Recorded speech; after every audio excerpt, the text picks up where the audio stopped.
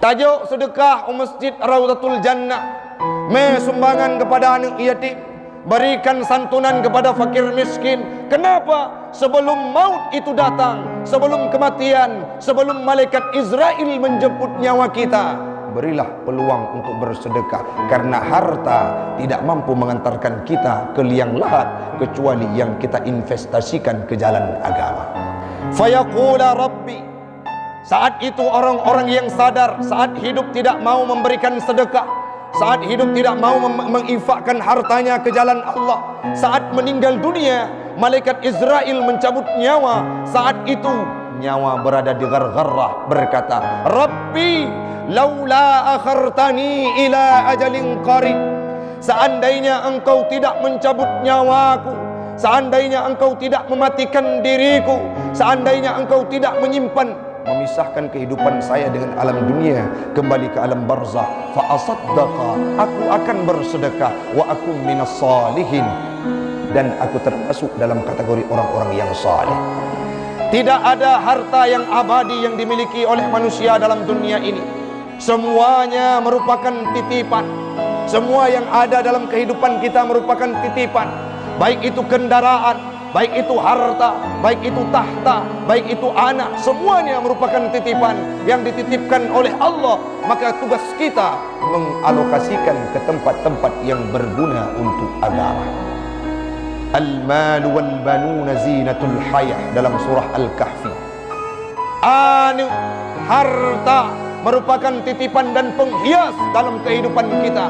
Orang-orang yang tidak mampu memanage anaknya, ana mampu gujuk harta, tiribe kadang-kala kriat dan mudip untuk gujuk jalan agama, itu patut dipertanyakan bagaimana legalitas keislaman.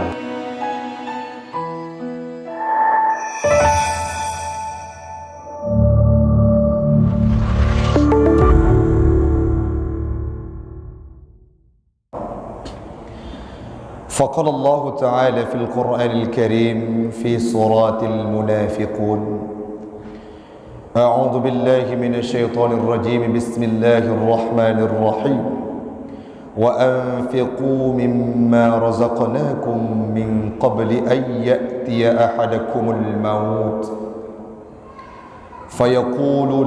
فيقول ربي لولا أخرتني إلى أجل قريب فأصدق وأكن من الصالحين. وقال تعالى في آية أخرى: واستعينوا بالصبر والصلاة وإنها لكبيرة إلا على الخاشعين. صدق الله العظيم وصدق النبي رسوله الكريم ونحن على ذلك من الشاهدين والشاكرين.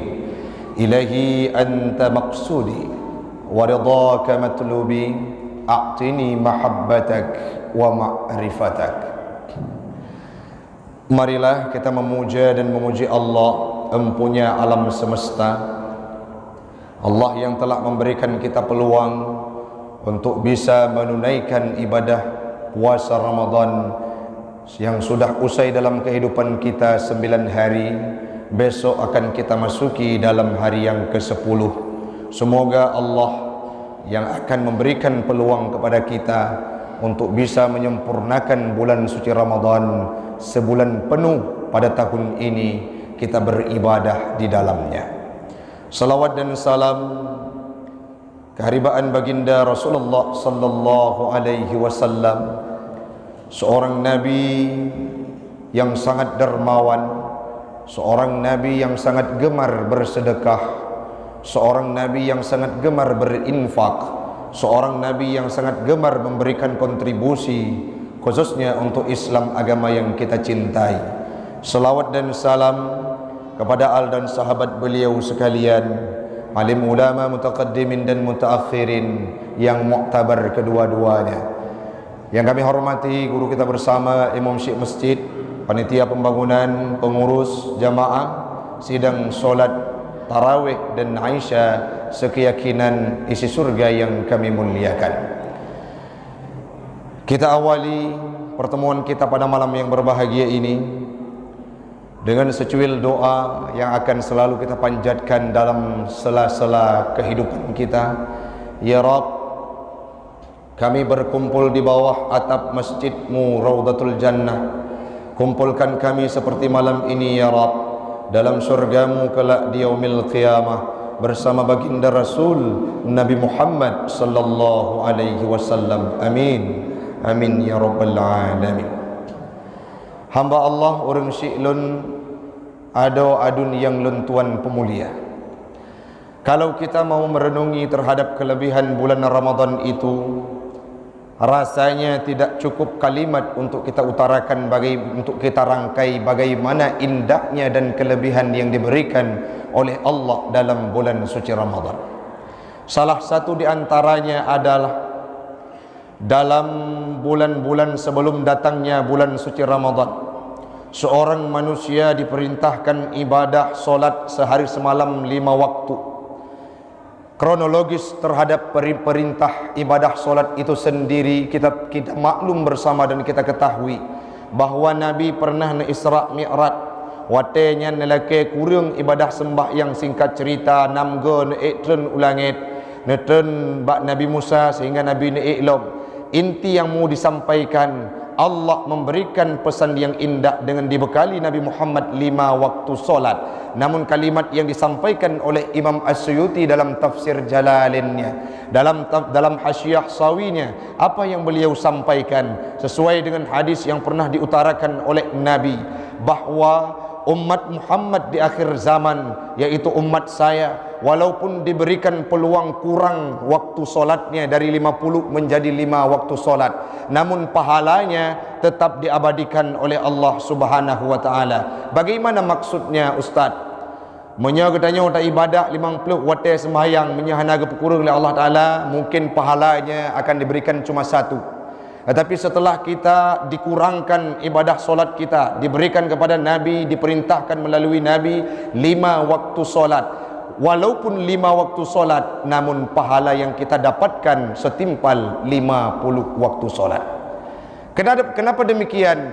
Karena dalam uraian Imam As-Suyuti beliau menyampaikan, umat Muhammad kalau mengerjakan kebaikan, baru niat saja dicatat oleh Allah sebagai sebuah kebaikan. Melaksanakan kebaikan dalam kenyataan akan dilipat gandakan kebaikan tersebut sampai 10 kali lipat. Kapan itu? Di luar bulan suci Ramadan. Sedangkan dalam bulan suci Ramadan akan dilipat gandakan 10 kali lipat. Artinya 100 kali lipat diberikan gandaan pahala terhadap seorang umat yang melaksanakan kebaikan dalam bulan suci Ramadan. Salah satu di antaranya adalah orang-orang yang gemar berderma, orang-orang yang suka menginfakkan rezekinya, orang-orang yang suka mengulurkan tangannya kepada orang yang meminta, kepada orang yang membutuhkannya, kepada orang yang menginginkannya, diberikan dengan lapang dada dan penuh keikhlasan. Itu akan dicatat oleh Allah dan malaikatnya Allah dalam bulan suci Ramadan sebagai sebuah kebaikan yang dilipat gandakan, ratusan kebaikan lebih diberikan oleh Allah. Allah nekun dalam sebuah firman-Nya dalam surah Al-Munafiqun, sebuah ayat yang menyampaikan, yang memberikan pesan bahawa akanna urang dua rote yang wate meninggai akan menyesai terhadap hartanya. Masa kehidupan dalam dunia tidak memberikan kontribusi ke tempat-tempat kajian agama, ke tempat-tempat yang berguna untuk Islam, tidak diberikan. Maka kata Allah dalam surah Al-Munafiqun ayat 10, mereka akan menyesai kelak. Bagaimana bunyi ayatnya? Wa anfiqu mimma razaqnakum, berilah infak, bersedekahlah terhadap apapun yang telah Allah berikan terhadap rezekimu.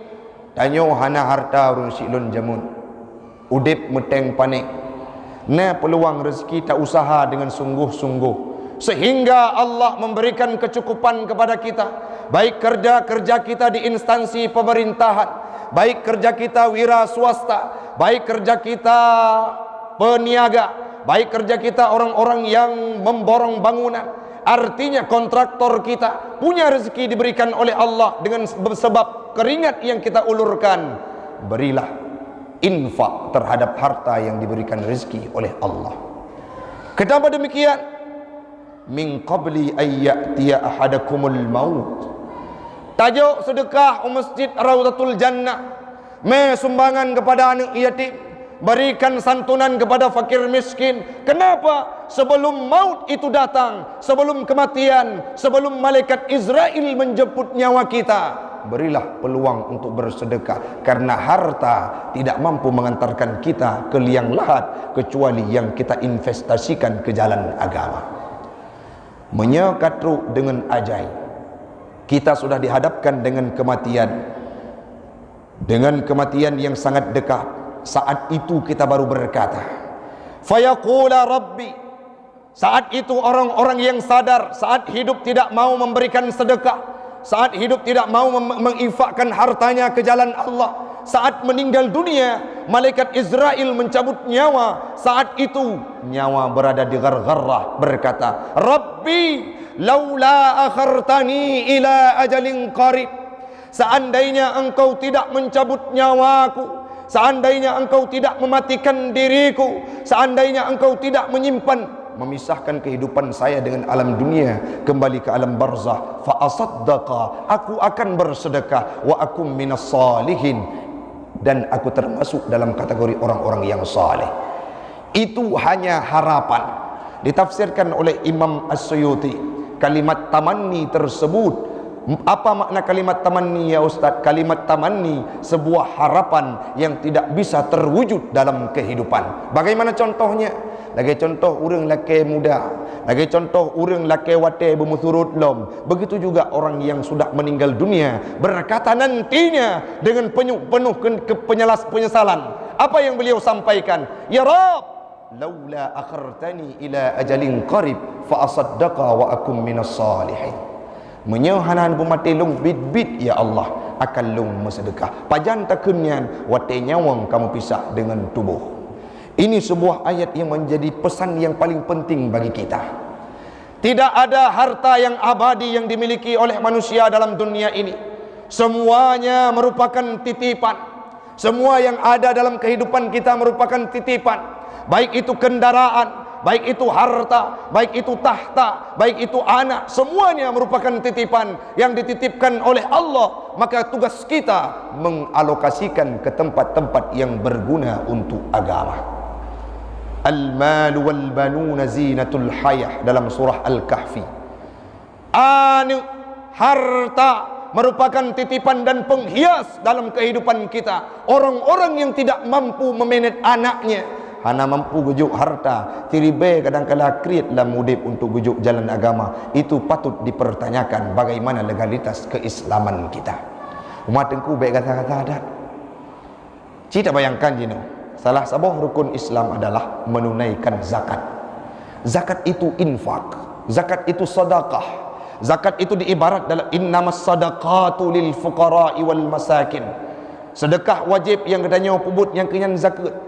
Zakat itu adalah sedekah. Artinya umat Islam ini yang tidak gemar bersedekah perlu ditanyakan, apakah benar dia menganut agama Islam atau hanya tertulis di KTP-nya saja.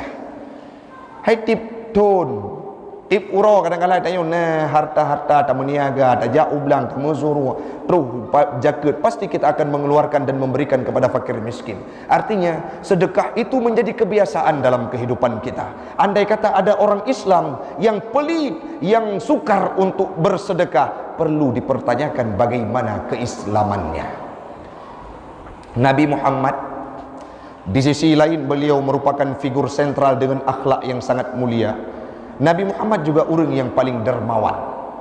Bagaimana cerita sahabat dalam kitab Ihya Ulumuddin, yang mana pada waktu itu isarnya sahabat nasabah oleh kameng getaguan cukup banget, rumahnya hawa gesi kameng tersebut, oleh kameng tersebut. Tapi kekalan sang-sang lung hana pantas lung paju, lebih berhak tetangga lung yang naik samping. Gecok si kameng nyan oleh nyan gejuk buat tetangga yang naik samping. Tetangga yang naik di samping juga demikian. Sampai tujuh bah rumah mu putar, ti kameng nyan iwo baktet. Bukan karena mereka tidak mau, tetapi saking indahnya rasa berbagi dalam kehidupan mereka. Lagi nyan baru, nah rasa Islam dalam kehidupan, udip ruh Islam. Sayyidina Abu Bakar pernah disampaikan oleh Umar bin Khattab bahwa orang yang mampu berderma seluruh hartanya itulah Abu Bakar yang paling dermawan setelah Nabi Muhammad. Bagaimana ceritanya? Pernah suatu kejadian, suatu ketika Umar bin Khattab mendengar pesan dari Nabi Muhammad. Apa yang disampaikan oleh Nabi? Tanya, kita akan melaksanakan peperangan, maka perlulah bekal dan persediaan. Kalau demikian, apa yang harus saya lakukan ya Rasulullah? Sampaikan kepada sahabatmu untuk memberikan donasi, untuk memberikan infak untuk perang yang akan kita laksanakan. Segolong disampaikan baurung lain nilai Umar bin Khattab nepasangkan niat yang ikhlas. Beliau mengambil setengah dari hartanya, istilah menyenah harta 30 juta, 50 juta gecok harta li Umar bin Khattab geme gejuk ba Nabi. Ya Rasulullah, inilah hartaku, setengah dari kekayaanku, setengah dari harta dalam kehidupanku sampai hari ini kusumbangkan untuk perang yang engkau laksanakan fi sabilillah. Watenyan gebedak gedeng Umar bin Khattab. Kenapa beliau berdiri? Ingin melihat adakah orang yang paling dermawan melebihi diriku, yang mampu memberikan hartanya lebih daripada 0,5% kehidupannya. Dengar nedang-dang merasa bangga Umar bin Khattab. Terus sidro sahabat yang sangat bijaksana, yang sangat tua, yang menerima segala ilmu dari Nabi Muhammad dan sangat santun, digelar dengan As-Siddiq. Itulah Abu Bakar. Apa yang beliau bawakan? Seluruh hartanya setelah diakumulasi, gecok bandum harta gejuk Pak Nabi. Ya Rasulullah, inilah hartaku semuanya sampai detik ini yang kupunyai. Untuk apa ya Abu Bakrin? Aku sumbangkan untuk persediaan engkau melaksanakan peperangan dengan sahabatmu, untuk melaksanakan peperangan fi sabilillah. Kala itu Rasul berkata, apakah engkau tidak takut engkau akan ditelantarkan, engkau akan tertelantar ya Rasul, ya Abu Bakrin? Kenapa aku mesti takut? Selama Nabi dengan Allah mantengna lam udiblun, selama itulah mereka akan menjamin kehidupan saya. Kalen li Umar bin Khattab tersentak hatinya saat beliau beranggapan ada orang yang paling, saya adalah orang yang dermawan. Tiba-tiba datang seorang sahabat yang paling mulia, itulah Abu Bakar, yang memberikan hartanya secara menyeluruh. Kenapa? Karena beliau mencintai dan Rasul meyakini bahwa rezeki Rasul dan Allah ada dalam kehidupan beliau, sehingga tidak pernah terpikat hatinya dengan kehidupan dunia. Itu dikatakan dengan zuhud. Maka ronyo perlelah kita bayangkan dari Ubud tanya. Dari Ubud lahir bauru musyik. Dari kecil kita diajarkan, kalau ada orang yang meminta-minta di persimpangan jalan, berikan hartamu kalau engkau punya rezeki. Ada orang-orang yang meminta di warkop, di kedai kopi, banyak kita dapatkan sekarang. Berikan hartamu, apalagi lebih-lebih dalam bulan suci Ramadan. Satu yang kita berikan dilipat gandakan 100 kali lipat oleh Allah Subhanahu wa taala. Orang menyada kekalan pahala yang gejuk oleh Allah Taala, hana geweh-weh masjid. Orang menyada kekalan pahala yang gejuk oleh Allah Taala dalam bulan Ramadan, han gepiuh-piuh untuk ibadah. Kenapa demikian? Buktinya Nabi Muhammad melihat bagaimana indahnya pahala yang diberikan oleh Allah, beribadah beliau sampai bengkak kakinya. Hana harta tapi kerana anak yatim gejuk puyang jeut. Puyang na harta. Sayyidina Ali pernah elegopnyan getunduk dengan perumoh. Tiba-tiba merempok rezeki bacut sangat. Waktu kejap belanja aku dah kena belongkot merempok ngau orang yang lebih pedih hilau. Gecok rezekinya gejuk bandum ke urang tersebut, sehingga hanapa geblau belanja gewalam getanya li Fatimah ho belanja hanali kalun sedekah ke urang hana bunge disampaikan oleh Nabi, itulah perkara yang terbaik dalam kehidupanmu. Hanapa ya urang silun harta yang tanya miliki ronyo hantame tanpa truk bak mati. Harta yang kita punyai, dia akan mengantarkan kita sampai sakratul maut. Setelahnya semua harta itu akan dibagikan kepada ahli waris. Kalau kita tidak menginvestasikan masa di dunia, yakinlah itu akan memicu terjadinya perpecahan di antara keluarga kita. Ente anak-anak yang hendak tajuk but itarik parang aru darah paki uronyo menyena harta ne pula untuk sedekah. Sayang anak-anak yatim yang udip di luar Ramadan, Imita kena imita kedai hanapat imita rezeki hanapat di pajoh bu. Dalam bulan suci Ramadan ada sebuah bulan yang rahmatan lil alamin. Ada takjil-takjil yang disediakan di masjid. Mereka tidak tahu kemana mencari sesuap nasi, kemana memanggil ayahnya. Tiba-tiba ada masjid yang menampung layaknya Masjid Raudatul Jannah. Ijak ni yatim kuno ipajuk makanan sehingga adanya akan getulih sebagai sebuah kebaikan. Di akhir paparan ulun tuan urang Syilun ada sebuah cerita masa Nabiullah Daud, di mana orang yang gepepacang umum oleh Allah Ta'ala karena watenya gebuka tabir bahawa beliau akan meninggal dunia 50 hari mendatang. Tiba-tiba karena kegetepu lagi nyan gecok harta gejuk bandum bajalan Allah. Wate truk singkat cerita wate 50 huruf hana meninggal. Gutanya mbak Nabi Allah Daud, pakan lun hana meninggal? Wate gemunajah sampaikan melalui wahyunya bahawa dia sudah menginfakkan hartanya, ditambah diberikan keberkatan umur terhadap kehidupannya. Maka orangnya dikatakannya pun juga laginya apabila kita bersedekah dan gemar berinfak, yang pertama itulah simbolnya orang Islam gemar dermawan, asyik dan suka berderma dalam kehidupan. Yang kedua, dengan sebab bersedekah itu akan ditambahkan rezeki dalam kehidupan kita. Kita lihat ada rumah-rumah gratis yang dibuat oleh orang-orang yang berada di luar Aceh, tapi sampai hari ini tidak miskin mereka. Ada orang-orang yang menjual nasi bungkus 3.000 diberikan kepada seluruhnya, tapi sampai hari ini hartanya makin bertambah. Kalau kita mau berinfak di jalan Allah, Allah lah yang akan menjamin rezeki kita dalam kehidupan. Mudah-mudahan bermanfaat untuk pribadi saya dan umumnya kepada jamaah sekalian. Yang terakhir yang perlu kita ingat, marilah kita bersedekah dalam bulan suci Ramadan. Infak, santuni anak yatim, berikan investasi terbaikmu untuk jalan Allah lebih-lebih dalam bulan suci Ramadan. Jangan sampai kita terjadi sebagai orang yang menyesal kala dijabut nyawa kita terpisah dengan kehidupan dunia. Lebih dan kurang saya mohon maaf. Hadanallahu wa yakum ajma'in. Assalamualaikum warahmatullahi wabarakatuh.